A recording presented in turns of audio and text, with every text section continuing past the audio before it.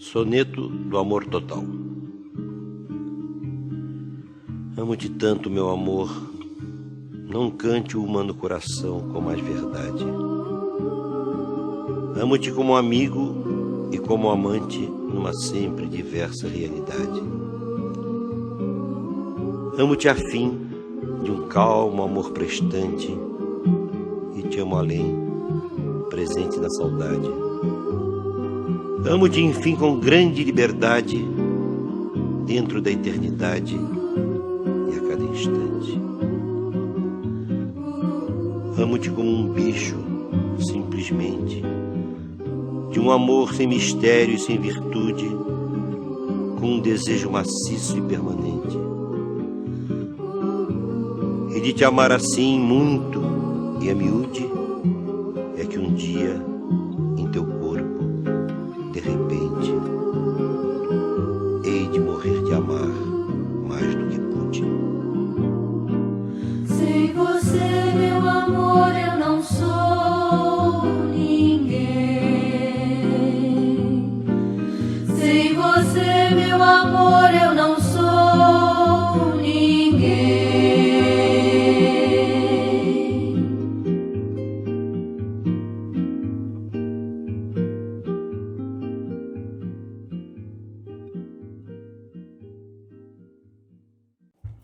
Então, gente, a gente começou um pouquinho diferente a aula de hoje. Vocês ouviram um poema, que é o terceiro, se não me engano, da antologia que nós disponibilizamos para vocês, o Soneto do Amor Total, do Vinícius de Moraes. Vocês ouviram o próprio Vinícius declamando o seu poema.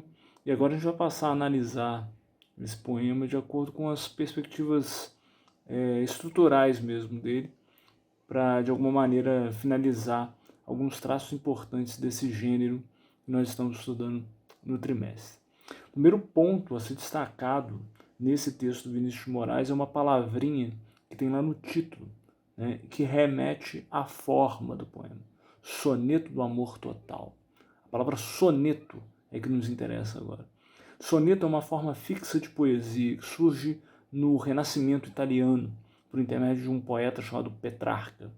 Uma forma fixa de poesia quer dizer que essa forma ela tem sempre o mesmo motivo, ela tem sempre a mesma organização. Um soneto ele é sempre formado por 4 estrofes, como é o caso do poema do Vinícius de Moraes, que vocês estão vendo aí, 2 com 4 versos, que nós chamamos de quartetos, e 2 de 3 versos, que nós chamamos de tercetos. E a ordem é sempre a mesma. Os 2 quartetos vêm antes, os 2 tercetos vêm depois. Além disso, todo o soneto, desde a criação dele, né, por Petrarca, o soneto clássico, ele também obedece uma métrica clássica na configuração de seu ritmo. Por isso, todo soneto contém, dentro dos seus 14 versos, versos estritamente decassílabos, ou seja, versos de 10 sílabas poéticas. Se nós observarmos o soneto do Vinícius de Moraes, a gente vai ver alguns versos e que nós conseguimos, de alguma maneira, fazer a escansão deles e achar essas 10 sílabas poéticas. Eu chamo vocês para relerem os 2 primeiros versos do primeiro terceto. O primeiro deles é: amo-te como um bicho simplesmente. Para tentar seguir aquele manual que nós vimos na plataforma sobre a escansão dos versos, eu vou tentar primeiro dividir as sílabas gramaticais desse verso, amo-te como um bicho simplesmente. Nós vamos ver que a divisão gramatical dessa frase, desse verso, vai ter 11 sílabas. Bom, se eu sei que todo soneto carrega consigo versos decassílabos, fica fácil, eu preciso tirar uma só. Qual eu vou tirar?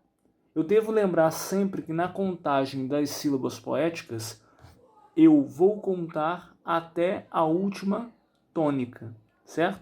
Então eu pego, por exemplo, a palavra simplesmente, a última palavra do verso. A palavra simplesmente é uma paroxítona, ou seja, tem a penúltima sílaba tônica. Logo, simplesmente. Bem, esse men é a sílaba tônica, a última sílaba até eu vou cortar. Corto de 11 para 10, fica fácil saber que esse verso é decassílabo. Agora, E se nós formos para o segundo verso desse terceiro? Aí a coisa fica um pouco mais complexa. Vamos ver. O verso é: de um amor sem mistério e sem virtude. Se nós dividirmos gramaticalmente este verso, nós vamos chegar à contabilização de 14 sílabas. 14 sílabas. Eu vou ter que cortar bastante aí. Como é que eu vou cortar? Bom, primeiro eu vou analisar a última palavra do verso. A palavra é virtude. Bom, virtude também é uma paroxítona. Logo, virtude.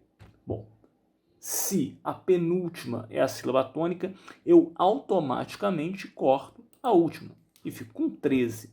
Só que eu tenho que chegar a 10. Como é que eu vou chegar? Observem a divisão. Bom, eu tenho as palavras de, um e depois amor. Ocorre que, ao declamar o texto de um amor sem mistério e sem virtude, esse de um fica junto. Então, eu vou juntar essas duas palavras em uma.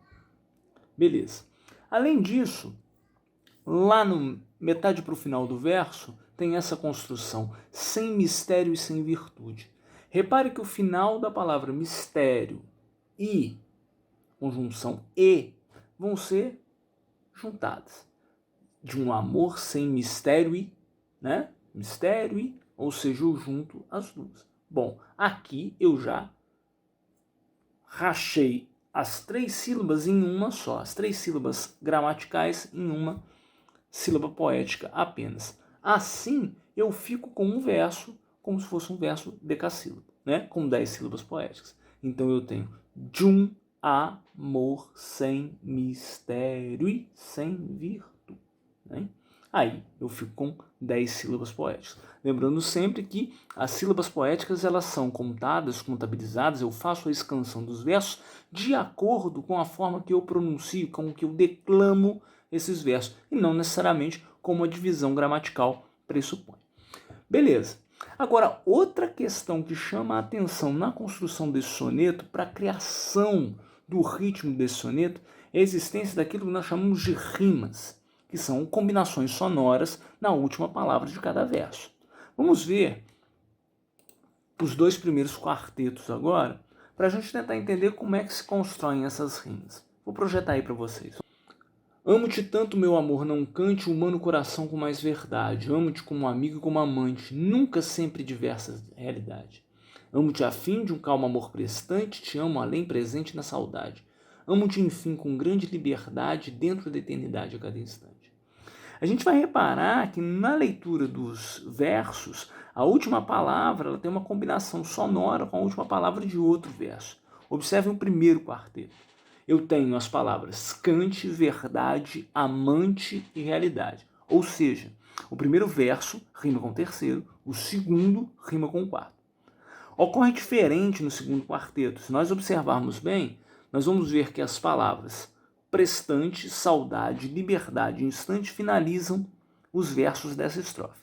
Prestante rima com instante, ou seja, o primeiro com o quarto. Saudade rima com liberdade, o segundo com um terceiro. Aqui eu tenho uma rima diferente na organização da distribuição dessas rimas dentro da estrofe. Muito bem. Pegando a primeira estrofe de novo, eu vou ver que a combinação pode ser colocada como uma combinação AB-AB, ou seja, o final cante A, rima com o final amante, no terceiro, final verdade, rima com o final realidade, segundo e quarto. Vejam como as rimas se alternam. Existe uma alternância entre elas. Assim, eu classifico essas rimas A, B, A, B como rimas alternadas. Agora, observem a segunda estrofe. Eu tenho o final prestante só rimando com um instante, lá no quarto verso. Primeira e a última. Assim como eu tenho saudade e liberdade, rimando ali muito próximas, segundo e terceiro. Bom, a rima entre o primeiro e o quarto verso, o primeiro e o último de cada estrofe, eu vou chamar de rima interpoladas, rimas entre polos, interpoladas. Já a segunda com a terceira, segundo e terceiro verso, eu vou chamar de rimas paralelas, ou seja, juntinhas ali, uma ao lado da outra. Assim, nós Só com esses dois quartetos configuramos todos os tipos de rimas existentes, paralelas, interpoladas e alternadas lá na primeira estrofe. Lembrando que tanto a métrica quanto a rima são recursos para garantir o ritmo do poema, para garantir a sua melodia. Assim como ficou claro bem mais pela leitura do Vinícius de Moraes do que pela minha. É isso. Forte abraço, leiam os materiais, façam os exercícios. A gente vai se falando. Valeu, até mais.